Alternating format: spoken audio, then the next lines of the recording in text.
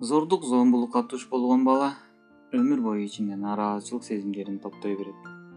Аракка берилип, кылмыштуу дүйнөгө аралашып кеткен учурларды көп кездешет.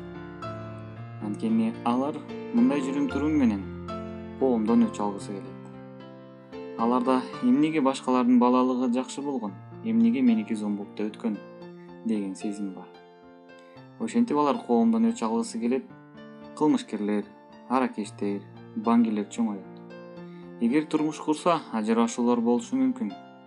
Анткени балдар бири-бири менен туура сүйлөшкөндү, мамиле түзгөндү билбей. Алар үчүн уруп, сабоо, кыйкыруу, жаман сөз айтуу көнүмүш адат болуп, тынч жашоону элестете албай калышат.